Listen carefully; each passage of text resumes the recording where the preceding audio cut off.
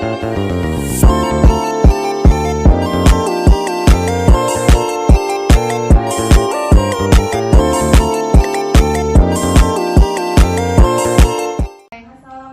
anak-anak. Waalaikumsalam, Bu.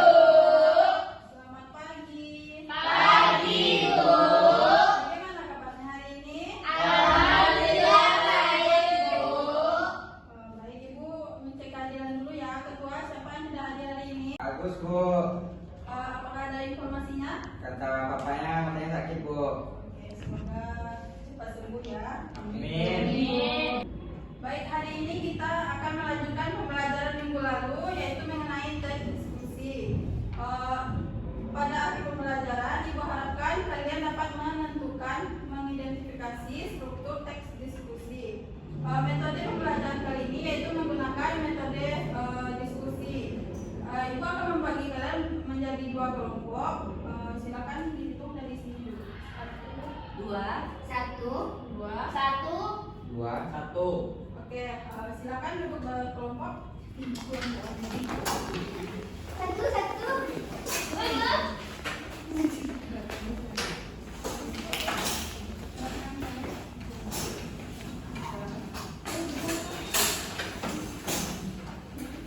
Itu lingkaran, Bu.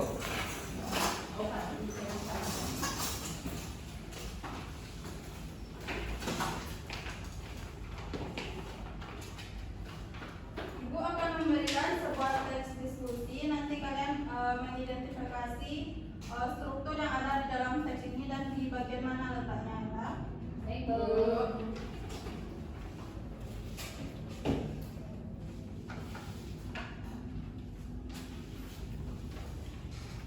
Kasih, Bu.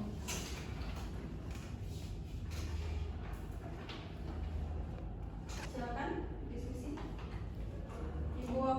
Ibu beri waktu 15 menit.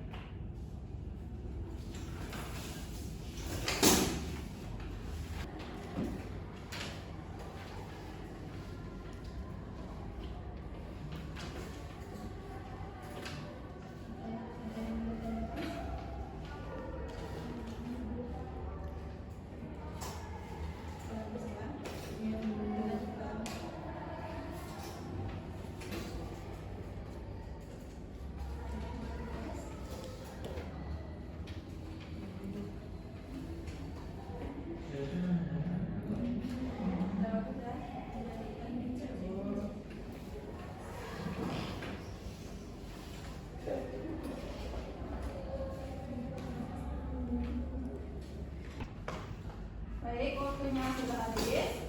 Silakan kelompok berapa dulu yang mau mempresentasikan ke depan? Kelompok 1, Bu. Ya, silakan.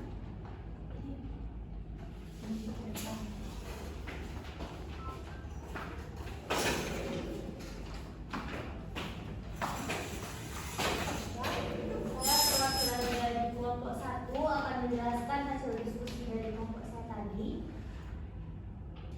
di mana terdapat 4 struktur teks diskusi. Yang pertama itu pendahuluan yang terdapat pada paragraf pertama, yaitu media sosial kini menjadi bagian tak terpisahkan dari kehidupan remaja. Berbagai platform seperti Instagram, Twitter, TikTok, dan WhatsApp memudahkan mereka untuk berinteraksi, berbagi informasi, dan mengakses hiburan.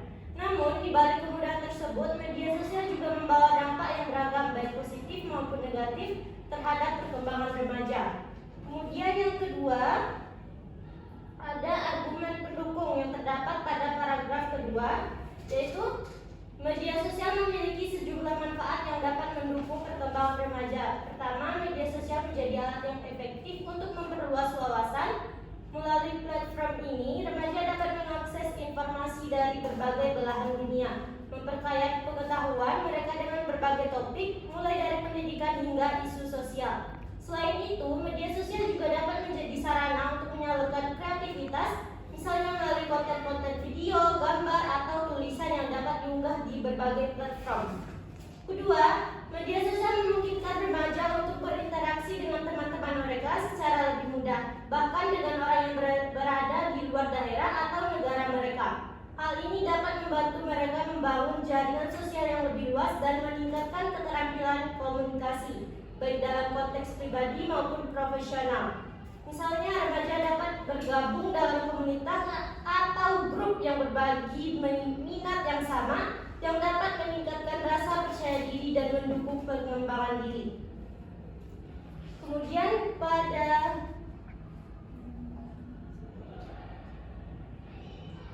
ada argumen menentang yang terdapat pada paragraf 4 dan 5, yaitu teksnya, namun penggunaan media sosial yang berlebihan dapat menimbulkan dampak negatif terutama bagi remaja.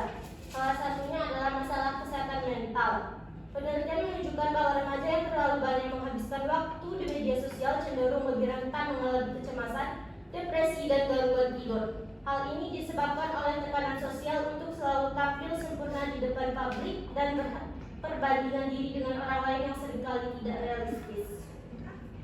Lalu yang terakhir yaitu kesimpulan yang terdapat pada paragraf terakhir, yaitu teksnya, media sosial memang membawa dampak yang signifikan terhadap kehidupan remaja, baik dari segi positif maupun negatif. Oleh karena itu, penting bagi orang tua, pendidik, dan remaja itu sendiri untuk bijak dalam mengelola waktu dan konten yang dikonsumsi di media sosial. Pengawasan yang tepat dan pendidikan tentang penggunaan media sosial yang sehat dapat membantu remaja memanfaatkan teknologi ini secara positif dan menghindari dampak negatifnya. Sekian dari saya, terima kasih. Oke, baik. Berikan tepuk tangan dulu kepada dari kelompok lain. Ada yang ingin menanggapi?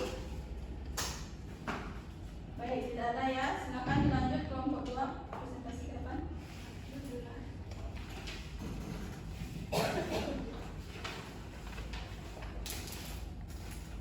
Baiklah, ini hasil diskusi dari kelompok kami, yaitu paragraf pertama yaitu pendahuluan yang isi teksnya adalah media sosial ini menjadi bagian tak terpisahkan dari kehidupan remaja. Berbagai platform seperti Instagram, Twitter, TikTok, dan WhatsApp memudahkan mereka untuk berinteraksi, berbagai informasi, dan mengakses hiburan. Selanjutnya pada paragraf kedua ada argumen yang mendukung, yaitu media sosial memiliki sejumlah manfaat yang dapat mendukung perkembangan remaja. Pertama, media sosial menjadi alat yang efektif untuk memperluas wawasan. Melalui platform ini, remaja dapat mengakses informasi dari berbagai belahan dunia, memperkaya pengetahuan mereka tentang berbagai topik mulai dari pendidikan hingga isu sosial. Selanjutnya adalah argumen yang menentang, yaitu terdapat pada paragraf 5 dan 6. Namun, penggunaan media sosial yang berlebihan dapat menimbulkan dampak negatif, terutama bagi remaja. Salah satunya adalah masalah kesehatan mental. Penelitian menunjukkan bahwa remaja yang terlalu banyak menghabiskan waktu di media sosial cenderung lebih rentan mengalami kecemasan, depresi, dan gangguan tidur. Hal ini disebabkan oleh tekanan sosial untuk selalu tampil sempurna di depan publik dan perbandingan diri dengan orang lain yang seringkali tidak realistis. Terakhir adalah kesimpulan, yaitu media sosial memang membawa dampak yang signifikan terhadap kehidupan remaja, baik dari segi positif maupun negatif. Oleh karena itu, penting bagi orang tua, pendidik, dan remaja itu sendiri berbijak dalam mengelola waktu dan konten yang dikonsumsi di media sosial.